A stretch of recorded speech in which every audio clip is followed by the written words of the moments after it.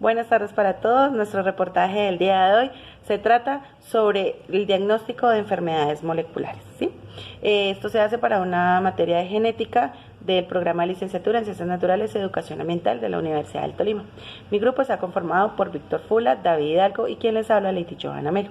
Vamos a iniciar con el diagnóstico de enfermedades moleculares y mis dos compañeros darán un ejemplo de cada una de ellas, ¿sí?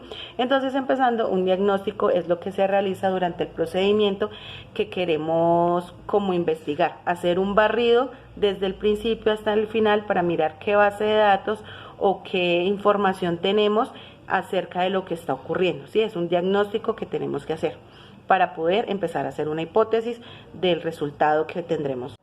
Se dice que se conocen más de 500 enfermedades moleculares hereditarias. Eso quiere decir que afecta la molécula del ADN. Entonces, si estamos hablando de una molécula de ADN donde en una de su estructura tenga una anomalía, tenga una alteración, esto quiere decir que afecta genéticamente. También podría ser por parte de mutaciones. Se dice que en el ADN, cuando hay estas alteraciones, se basan en las proteínas que ocurren en el ADN. Entonces, dice que cualquier alteración de una proteína sería también una enfermedad molecular, porque sería hereditaria. Entonces, la severidad de la afectación en la molécula, o sea, en la estructura del ADN, podría llevarse a generar hereditariamente estas enfermedades o algún cambio o anomalía en una mutación, ya que se ven afectadas las proteínas de la molécula del ADN. En conclusión, el diagnóstico de enfermedades moleculares quiere decir que es el estudio de la base de datos que tengamos hasta el momento sobre la información de la molécula que queramos estudiar. En este estamos hablando sobre la molécula del ADN, ¿sí? Que es donde se ocurren las transformaciones o la modificación en la estructura del ADN, que quiere decir que es hereditario, ¿sí? También podemos hablar que también se podían haber afectaciones y llegar, por ejemplo, a las mutaciones. Eso se ve en la flora, se ve en la fauna, en los seres humanos. En todas las condiciones se puede ver, ya que el ADN pues es generalmente hereditario.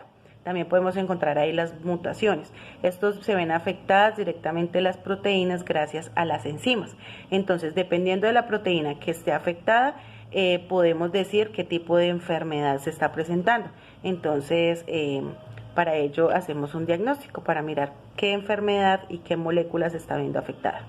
En la actualidad, no se detectan patógenos mediante técnicas de cultivo que aíslan el agente infeccioso.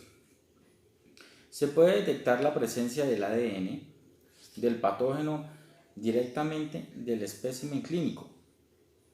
El diagnóstico molecular consiste en extraer ADN, analizarlo con la técnica PCR y detectar en tiempo real la amplificación del genoma de interés. El método clásico es poco sensible y se encarga de detectar parásitos en la sangre o en las heces. Otro método de detección es por medio de la reacción que producen los antígenos en las muestras de sangre.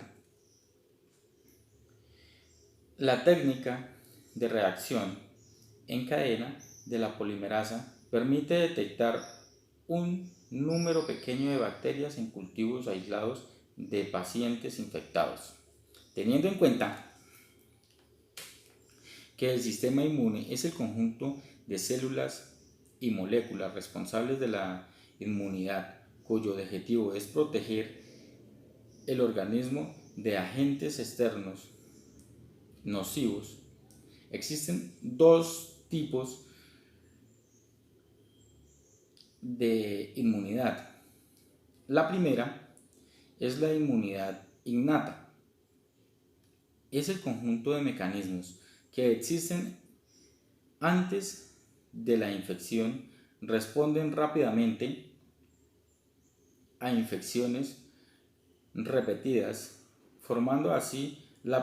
Uno de los ejemplos más comunes en el diagnóstico molecular de enfermedades es en la caña de azúcar. la podemos encontrar. En ella podemos encontrar varias enfermedades virales, como está el mosaico de caña de azúcar, está el síndrome de caña de azúcar y el síndrome de la hoja amarilla. Cuando hablamos del sistémica de la caña de azúcar, hace referencia a que se disemina por los vasos conductores de la planta de la caña de azúcar a través de la semilla de la caña de azúcar. Cuando hablamos de la semilla de la caña de azúcar, estamos hablando de un fragmento del tallo en el cual esta parte es asexual del cultivo de caña. Para evitar las enfermedades del cultivo de caña es necesario verificar el cultivo fitopatológico de la planta.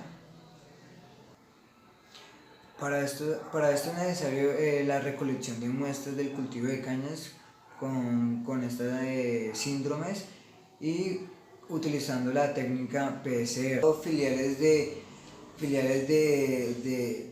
la planta de caña de azúcar es mediante la electroforesis de geles de agarosa. Continuando con el mosaico de la caña de azúcar, por último podemos tomar 3 pasos del PCR para esto. Una es la desnaturalización de la caña de azúcar, el segundo sería la retrotranscripción y por último sería la amplificación del ADN.